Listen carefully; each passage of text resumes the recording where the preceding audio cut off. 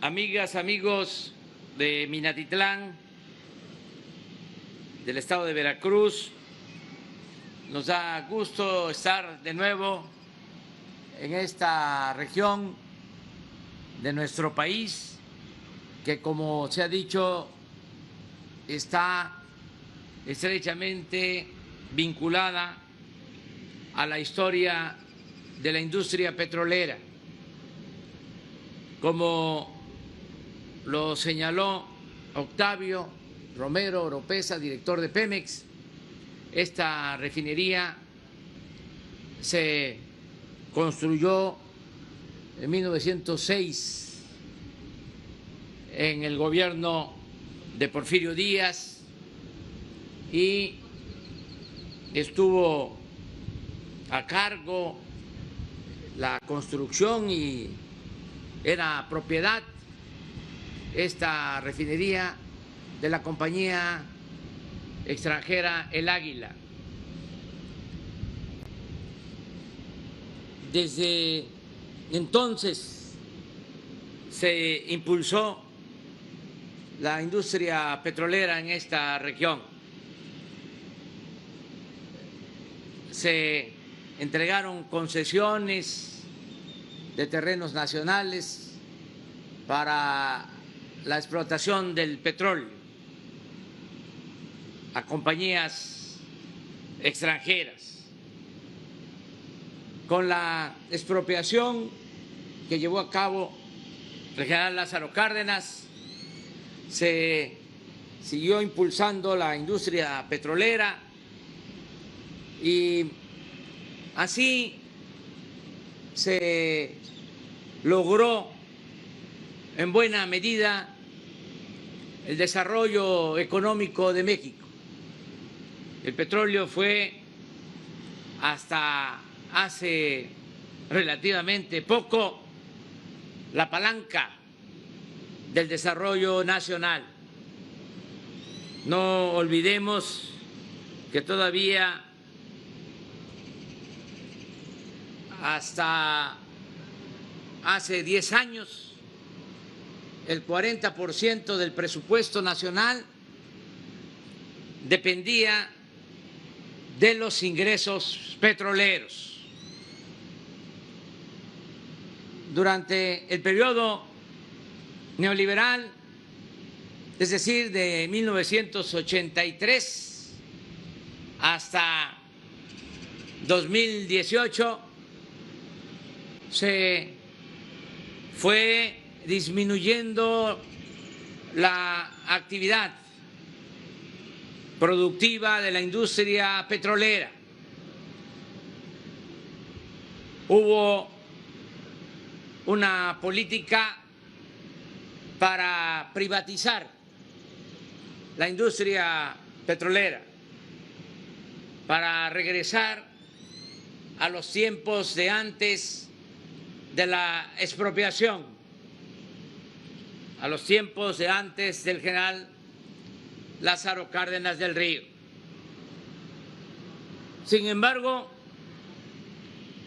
no les alcanzó el tiempo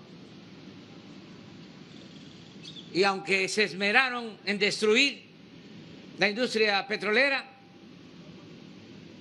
dejaron todavía bienes para rescatar el petróleo, para rescatar la industria petrolera. Sonó la campana, la alarma en el 2018 que el pueblo decidió parar el saqueo y se ha iniciado una etapa nueva. Ahora se está cambiando de raíz la política neoliberal. Ya no es objetivo del gobierno privatizar bienes del pueblo y de la nación. Eso ya es historia, eso ya pasó al basurero de la historia. Ahora vamos a producir en México lo que consumimos. En este periodo neoliberal que se padeció hasta finales del 2018, en este periodo de destrucción de la industria petrolera, se apostó a vender petróleo crudo al extranjero y a comprar gasolinas y diésel y otros derivados del petróleo. Esa fue la política que predominó: vender materia prima, vender petróleo crudo y comprar gasolinas, diésel. Estas refinerías quedaron en el abandono, como aquí se ha dicho, a pesar de que hubo inversiones para reconfigurarlas. En vez de que se aumentara la producción de las refinerías, disminuyó la producción de gasolinas. Y este es un ejemplo: la refinería de Minatitlán. Aquí invirtieron en los últimos tiempos alrededor de 2,000 millones de dólares y se produce menos que antes de esa reconfiguración.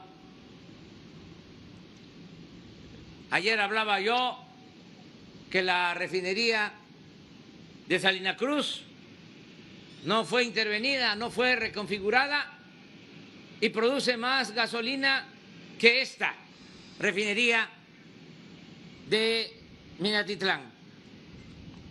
¿Cuál es la explicación lógica? Pues no hay más que decir que se robaron el dinero las empresas encargadas de hacer las obras nacionales y sobre todo empresas extranjeras que veían a México en el periodo neoliberal como tierra de conquista. Todo eso ya quedó atrás. Lamentamos mucho, ayer también hice referencia a cómo después de ser de los países más avanzados en petroquímica, se dejó en ruina a todas las plantas petroquímicas. Se convirtieron en chatarra por lo mismo, porque se le dio preferencia a las empresas particulares y privadas. Aquí se llegó al extremo de entregarle gas a una planta de Odebrecht y dejar sin gas a las plantas de Pemex. Todo esto por la gran corrupción que imperó en el periodo neoliberal. Ahora es cambio de verdad, de raíz. Ya no vamos a estar vendiendo petróleo crudo al extranjero.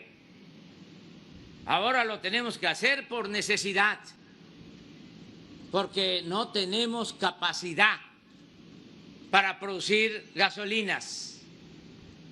Dejaron estas 6 refinerías en el abandono y en 40 años no se construyó una nueva refinería.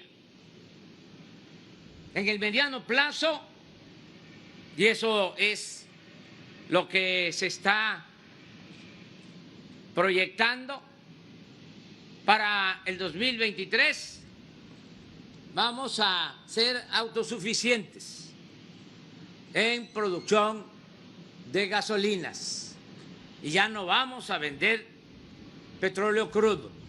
Toda la materia prima se va a procesar en nuestro país.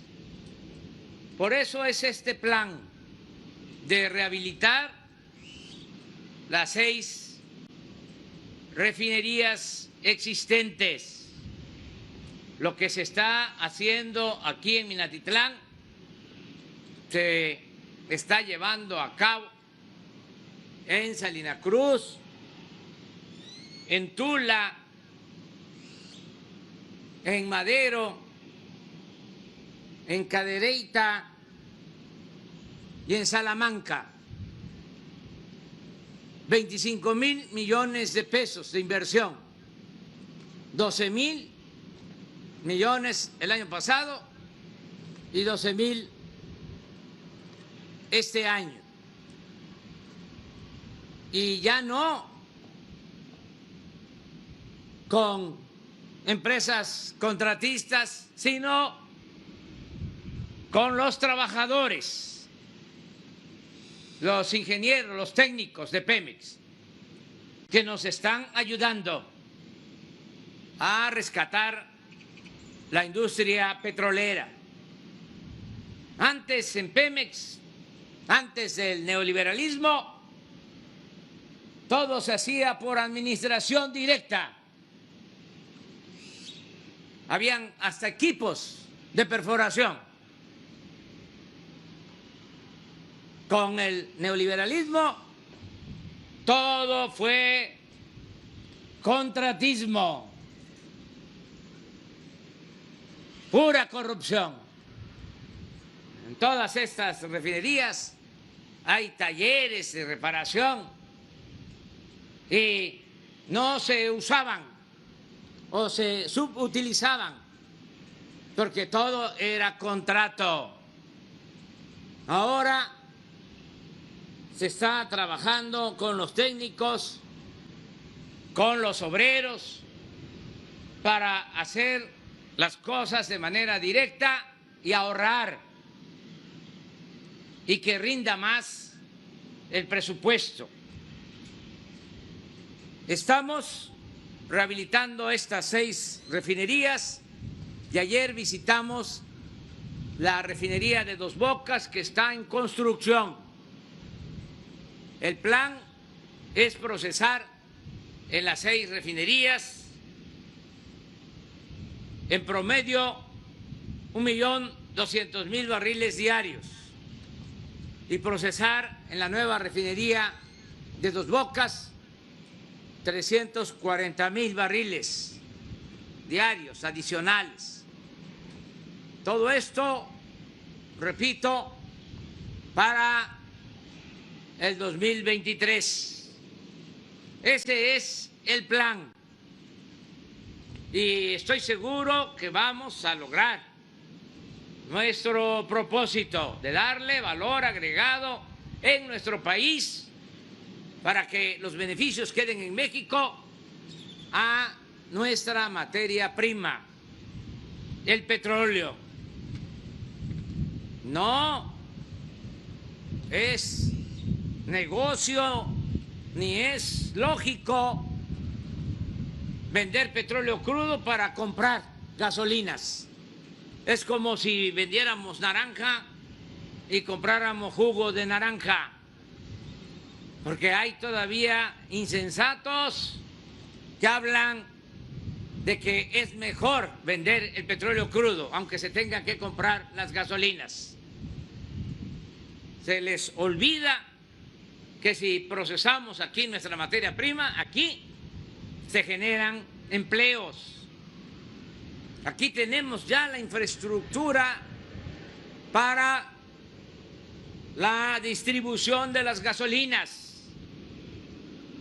Aquí Pemex tiene la concesión para la distribución de las gasolinas.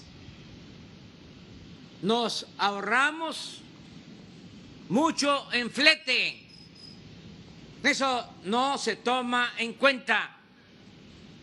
Ahora, con la pandemia, no se habló mucho, pero habían miles de barcos en los océanos llenos de petróleo, porque se cayó el consumo de gasolinas. Estaban saturados los depósitos de petróleo, de petrolíferos, y andaban los barcos, y todavía no se resuelve del todo el problema, sirviendo de almacenamiento, de tanques de almacenamiento para poder descargar combustibles, gasolinas. Nosotros ya no queremos eso.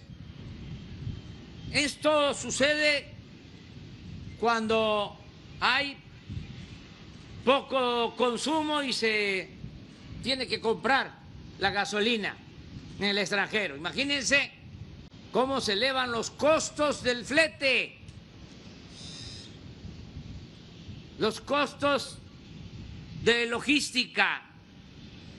Pero imaginen también lo que enfrentamos cuando había bloqueos y hasta sabotaje, porque los que se dedicaban a robar combustible en el famoso huachicol querían doblegarnos y tuvimos problemas de distribución, de abasto. Llegó el tiempo, hubieron días que teníamos solo reservas para una semana de combustible, que dependíamos de los barcos.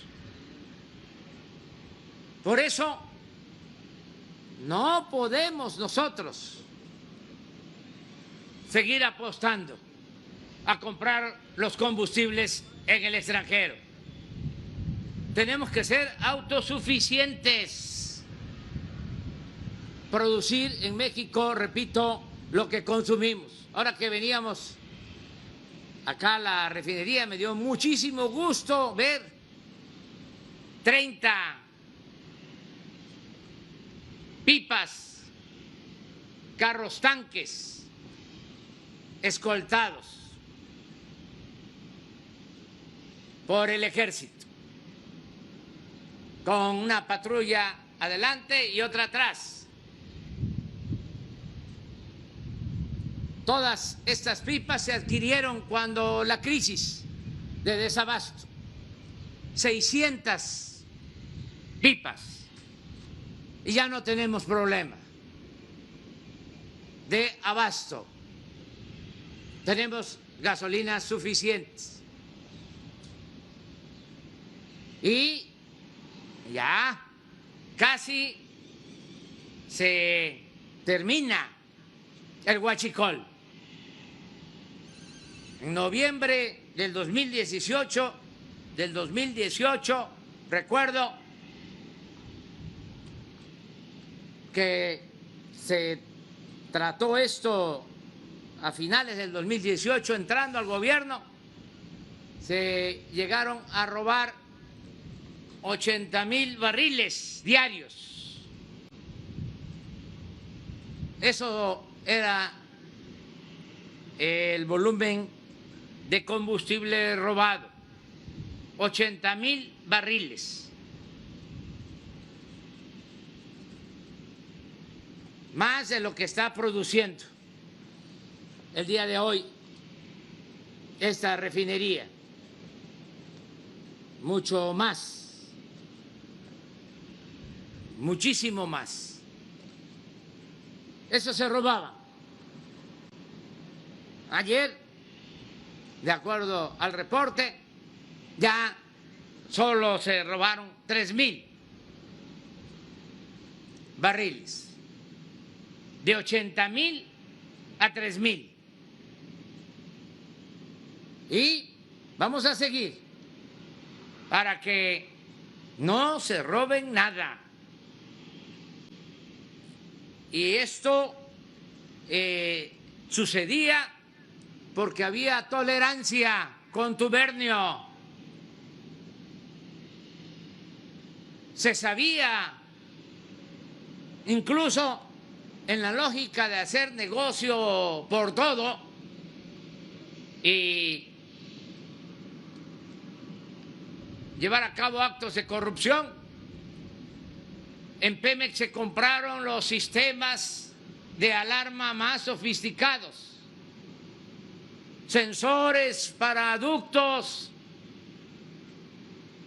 que permitían saber cómo bajaba la presión del combustible en los ductos y enterarse de la existencia de una toma clandestina. Tenían hasta un piso en la torre de Pemex con aparatos para saber dónde se estaban robando gasolina. Sin embargo, con toda esa tecnología sofisticada, repito, en promedio en el 2018 se robaron 55,000 barriles diarios de combustible. ¿Qué sucedía?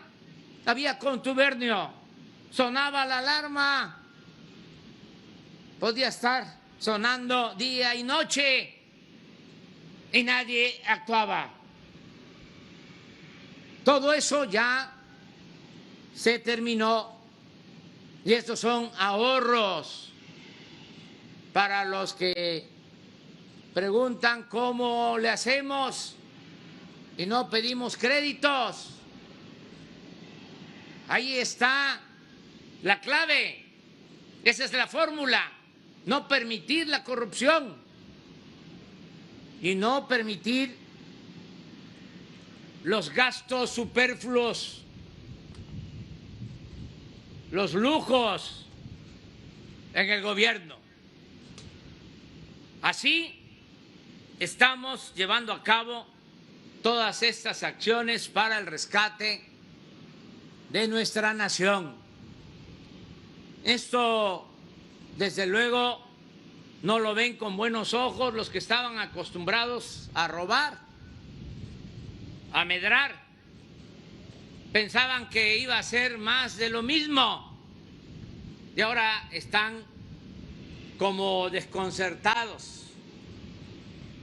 No alcanzan a comprender que son otros tiempos y que ya no se permite la corrupción, que el objetivo principal del gobierno es desterrar la corrupción del país, porque de esa manera nos rinde el presupuesto, hay desarrollo y sobre todo hay bienestar para nuestro pueblo, y bienestar en especial, de manera preferente, para la gente más humilde, para la gente más pobre. Si de algo me siento orgulloso es de encabezar un gobierno humanista. Eso es lo que distingue a nuestro gobierno y eso es lo que mueve a quienes me ayudan, quienes participan en este gobierno. Agradezco mucho a Rocío Nale por su apoyo, su conocimiento, su experiencia, su honestidad. Imagínense, Rocío Nale, secretaria de Energía, cuando hubo otra mujer en la Secretaría de Energía, terminó su encargo esa señora y se fue a trabajar a una empresa privada a la que le sirvió cuando se desempeñó como secretaria de Energía, porque así lo hacían hasta los expresidentes. De manera vergonzosa terminaban de asesores de las grandes corporaciones extranjeras a las que les habían ayudado o les habían facilitado para quedarse mediante la privatización con bienes públicos. Terminaban de consejeros de las grandes corporaciones internacionales. Algo completamente indigno. Lo mismo sobre su desempeño, honestidad, puedo decir del director de Pemex, Octavio Romero Oropeza. El sector energético está bien representado. Aquí incluyo a Manuel Bartlett, director de la Comisión Federal de Electricidad. Los tres me ayudan mucho, Rocío, Octavio y Manuel Bartlett, para el rescate del sector energético. Claro que son clientes del Reforma, de la prensa conservadora, pero eso debe significarles un timbre de orgullo el que los estén cuestionando tanto en esa prensa que está al servicio de los grupos de intereses creados, de los que se sentían dueños de México y se dedicaron a robar, a saquear a nuestro país. No importa que haya estos cuestionamientos, tenemos que seguir adelante. Ahora con los hechos de Guadalajara, de Jalisco, un intelectual orgánico, Lucas Krause Alamán,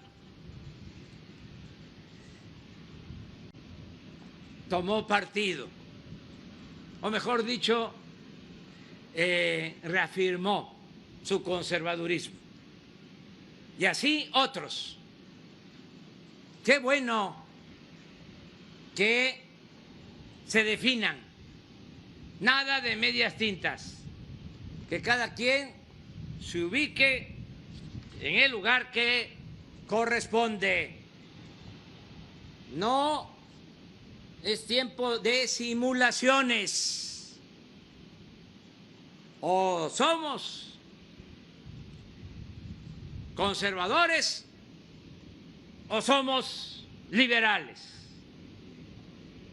No hay medias tintas. Lo que decía Ocampo, ese gran liberal, Melchor Ocampo, aplica ahora.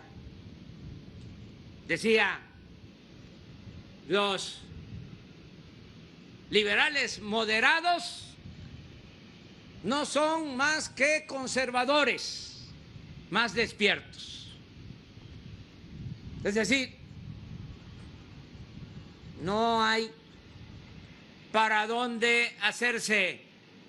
O se está por la transformación o se está en contra de la transformación del país. Se está por la honestidad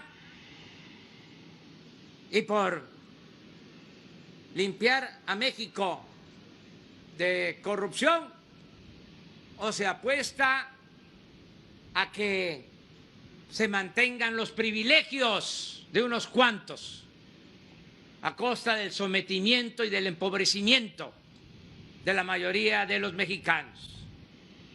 Es tiempo de definiciones. Por eso me da mucho gusto estar aquí en Minatitlán. Muchas gracias, Nicolás, por acompañarnos, ciudadano presidente municipal de Minatitlán. Muchas gracias al gobernador de Veracruz, Cuitlagua García, que también, como dije ayer, es un gobernante honesto, con convicciones, como no se tenía en Veracruz en muchos años. Tenía mucho tiempo que no había un gobernador con convicciones, un gobernador honesto en nuestro estado de Veracruz. Muchas gracias a todas y a todos ustedes. Muchas gracias.